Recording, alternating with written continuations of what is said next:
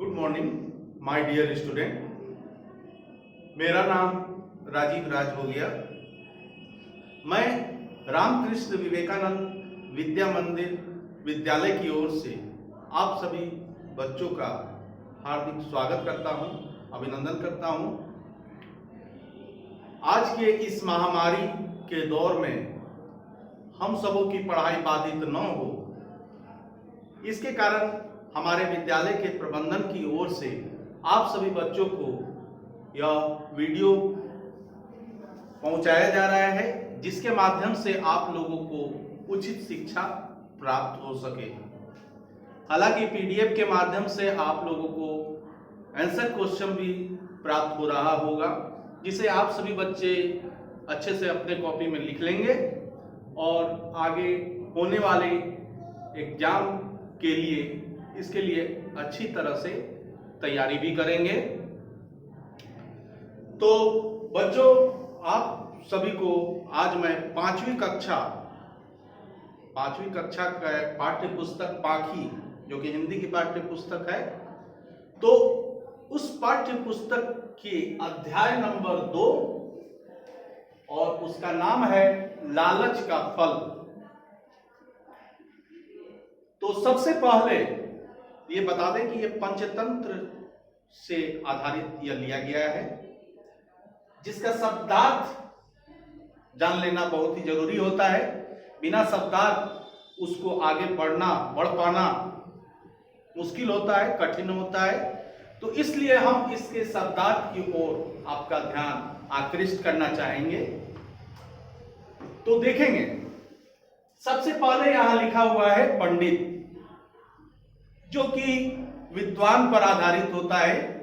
जो विद्वान होते हैं वो पंडित कहा गया है उनको।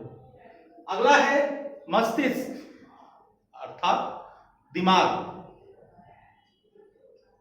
अगला देखेंगे व्याकुल अर्थात बेचैन। संबंधी अर्थात रिश्तेदार। परिपूर्ण पूरी तरह भरा हुआ। वाक्पटु जो बोलने में चतुर हो, उसको वाक्पटु कहा जाता है, जो बोलने में चतुर होते हैं। दरिद्रता गरीबी। बच्चों, ये दरिद्रता जो यहां पर लिखा हुआ है, इसी पर ये पूरा कहानी है लालच का फल। दरिद्रता अर्थात यहां गरीबी है। अगला है शास्त्र अर्थात ज्ञान की पुस्तक। प्रतीक्षा इंतजार। नियुक्त अर्थात नियोजित, तैनात। संदेश सूचना। कुटिया जो झोपड़ी और पर्णशाला वो कहलाती है झोपड़ी, तो ये कुटिया हो गया। अगला है पीड़ा अर्थात दर्द। पीड़ित, दुखित। और चक्रधर अर्थात चक्र धारण करने वाला, वो चक्रधर कहलाता है। हालांकि ये चक्रधर हमको अंत के समय मिलेगा। तो हम अध्याय को शुरू करते हैं। यह लालच का फल, जिसका पात्र परिचय यहां लिखा हुआ है। इसमें पात्र परिचय में सबसे पहले हमें जान लेंगे, ये 4 ब्राह्मण की ओर ध्यान आकृष्ट करेंगे। ये 4 ब्राह्मण हैं इस कहानी में। भैरवानंद जो कि एक ब्राह्मण है, योगी हैं, भैरवानंद योगी, और एक व्यक्ति है। तो यह कहानी का पूरा पाठ इसी पर आधारित है। तो आगे बढ़ेंगे कहानी की ओर। हम जानेंगे लालच का फल कैसा होता है, इसके बारे में हम जानेंगे अभी। एक गांव में 4 ब्राह्मण रहते थे, और वे जो ब्राह्मण थे, उनके पास जो मूलभूत सुविधाएं होती है वो भी उनके पास नहीं थी। जो कि दैनिक आवश्यकताएं होती हैं वो भी उनके पास न थी। दैनिक आवश्यकताएं क्या होती है? रहने के लिए घर, जो कि उनके पास नहीं थी। खाने को भोजन जो कि उनके पास नहीं था। यह मूलभूत आवश्यकताएं जो थी, रहने खाने के लिए भी उनका कोई व्यवस्था नहीं था। तो वे चारों आपस में दोस्त थे, तरह तरह के विचार आते थे, उनके पास अच्छे कपड़े भी नहीं थे, तो एक तरह से वह काफी हर हमेशा उदास रहते थे। और उन चारों में काफी मित्रता भी थी। इस कारण गरीबी थी लेकिन चारों में मित्रता भी थी। वे चारों आपस में जब भी मिलते तो अपनी अपनी समस्याओं को लेकर मिलते थे, अपनी अपनी समस्या का समाधान करने के लिए मिलते थे कि यह समस्या का समाधान कैसे होगा। तो यह उनकी सबसे बड़ी समस्या थी, उनकी गरीबी। वह इस गरीबी से निकलना चाहते थे, वह इससे ऊब चुके थे, टूट चुके थे। तो उसमें से ही बैठा है वो चारों ब्राह्मण में से एक बोला कि ऐसे जीवन पर तो 100 बार धिक्कार है, जिसके पास कुछ ना हो उसका जीना बेकार है। इस पर उसका दूसरा मित्र भी बोला, तुम ठीक कहते हो मित्र, जिसके पास कुछ नहीं होता है उसे कोई नहीं पूछता। इससे अच्छा है किसी वन में रहना, वहां भले वन में रहे, वन में ही जीवन बिताए, लेकिन पारिवारिक सुविधा जो हमें नहीं मिल पा रही है उससे अच्छा तो वन में ही रहना है। यह उनका विचार था। दूसरे का जो तीसरा था वह भी इसकी हामी भरकर बोला कि तुम ठीक कहते हो मित्र, जिसके पास धन नहीं है उसे कोई नहीं पूछता, उसको कोई परिवार में इज्जत नहीं देता और उसकी कोई भी मनोकामना पूरी नहीं होती जब तक उसके पास कोई धन नहीं मिलता। धन बिना यह संसार उसे कोई नहीं पूछता, कोई संबंधी नहीं पूछता, सभी उसको त्याग देते हैं। यह उस तीसरे का विचार था। और चौथा बोला इस बात को सुनकर, मित्र मेरे पास पहले धन दौलत थी, तब लोग मुझे पूछते थे, मेरी इज्जत करते थे, लेकिन जब मुझे धनाभाव हो गया अर्थात धन की कमी हो गई, धन नहीं रहा, उस समय मेरे सगे संबंधी भी मुझे दुत्कारने लगे, मुझे अपमानित करने लगे, जिसके कारण मैं हतोत्साहित हो गया। तो तुम सभी ठीक कहते हो, जिसके पास नहीं होता उसकी कोई इज्जत नहीं होती, उसके कोई सगे संबंधी वाले उसे नहीं पूछते। तो उन चारों के दिमाग में एक बात आई, क्यों ना बाहर जाकर कुछ काम किया जाए जिससे धन की प्राप्ति हो। इसी उधेड़-बुन में चारों ने हामी भरते हुए, स्वीकारते हुए वे आगे बढ़ने लगे।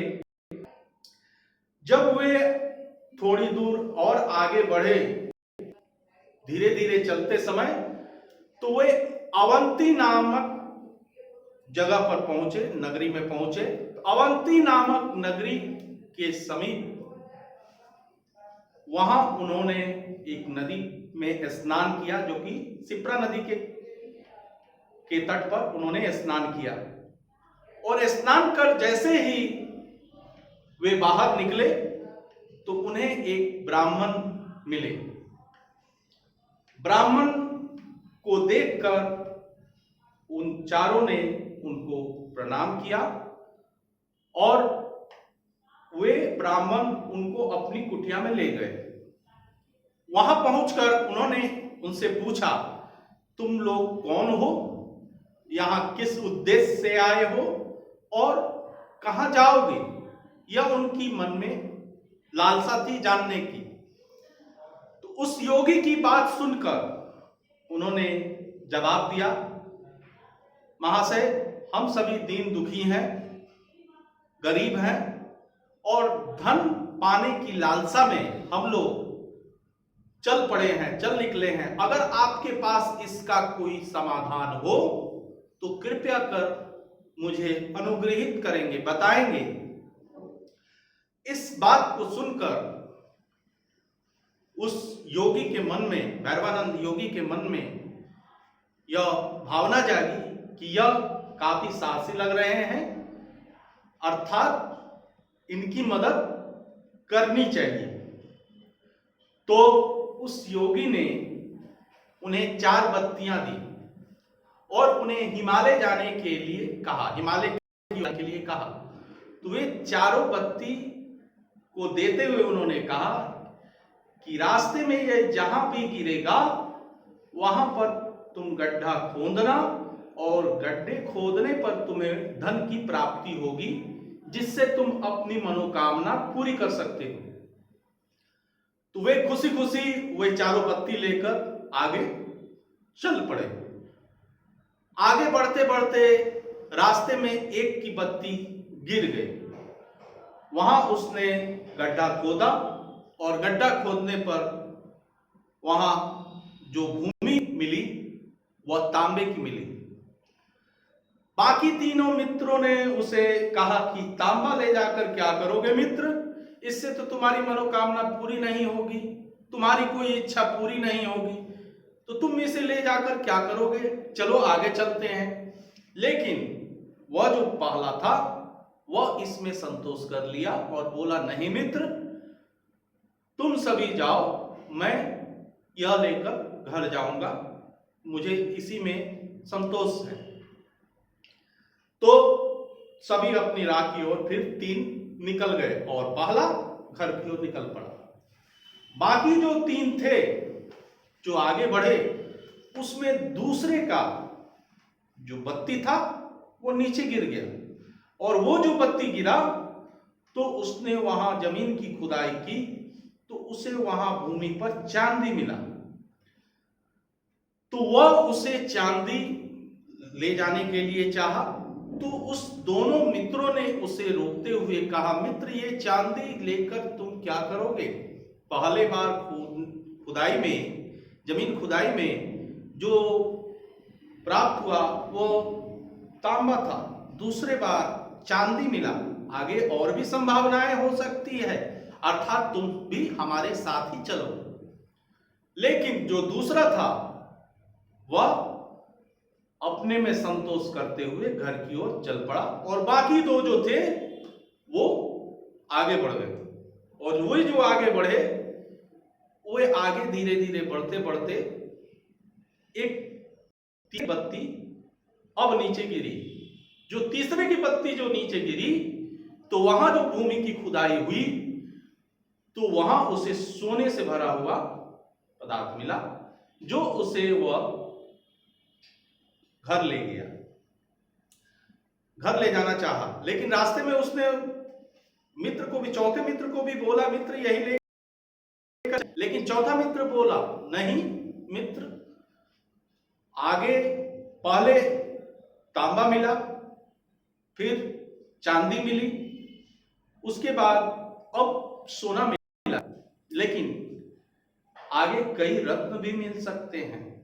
अर्थात यहां उसकी लालच की भावना जाग गई कि आगे कई रत्न भी मिल सकते हैं, अर्थात आगे जाने में ही भलाई है। मैं तो कहूंगा, चौथा मित्र बोला, मैं तो कहूंगा कि तुम भी मेरे साथ आगे चलो।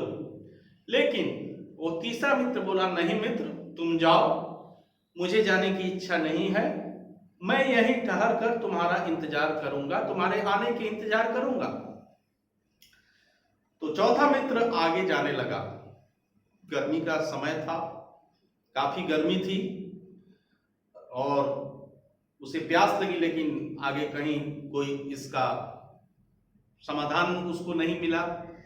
रास्ते में उसने अंत में एक व्यक्ति को देखा, एक व्यक्ति जो यहां है, एक व्यक्ति को देखा, तो उसको देखा तो उसके सर पर एक चक्र घूम रहा था, तो और वो खून से लथपथ था। उसके मन में ये इच्छा जागृत हुई कि इससे पूछा जाए ये ऐसा क्यों है, चक्र क्यों घूम रहा है, ये चक्रधर यहाँ है, इसके सर पर चक्र घूम रहा है, क्यों, इसके बारे में जानकारी उसे लेनी चाहिए। तो उससे उसने पूछा कि तुम्हारे सर पर यह चक्र क्यों घूम रहा है, इसका क्या कारण है। जैसे ही उसने उससे यह प्रश्न पूछा कि वह जाए, वो उस पर चले आया, यानी वो चौथे जो दोस्त जो निकला था उसके सर पर वो चक्र नाचने लगा। और वो भी काफी गर्मी का समय में उसे काफी परेशानी भी हुई, और बोला, जो एक व्यक्ति था उससे वो पूछा कि यह ऐसा क्यों हो गया, मुझे काफी पीड़ा हो रही है, दुख हो रहा है, लेकिन मैं तुम्हें यह बताता हूं कि मैं 1000 वर्षों का समय हो गया, लेकिन अब तक यह मुझसे नहीं हटा था, न ही मेरी मृत्यु होती थी, न ही यह चक्र हटता था, केवल दुखों का अंबार लग पड़ा था। तो इसका समाधान कैसे होगा, उसने पूछा। तो बोला, इसका समाधान जब कोई यहाँ इच्छा से कोई आएगा और यह प्रश्न पूछेगा जैसे कि तुमने पूछा है, तो यह चक्र उस पर चला जाएगा और तुम्हें इस चक्र से मुक्ति मिल जाएगी, जो कि कुबेर द्वारा नियुक्त किया गया यह चक्र है।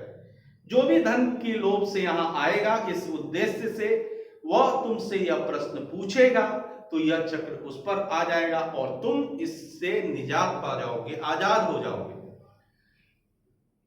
तो यह बात सुनकर वह वापस लौट गया और उसने अपने मित्र तक यह सूचना पहुंचाई कि ऐसा ऐसा हुआ है उसके साथ। और वो पहुंचकर भी उससे बोला कि मित्र, मैंने तो तुम्हें पहले भी मना किया था कि ज्यादा लालच नहीं करना चाहिए, जितना मिला उसमें संतोष करना चाहिए, लेकिन तुमने अब नहीं मानी। अब घर के लिए अगर कोई संदेश हो तो बोलो।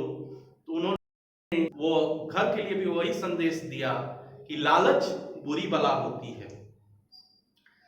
तो बच्चों, हमने यहाँ पर देखा लालच का फल। तो लालच का फल यही हुआ कि उसे वह लालच का फल मिला, वह चक्र उस पर आ गया, वह दुख की पीड़ा आ गई,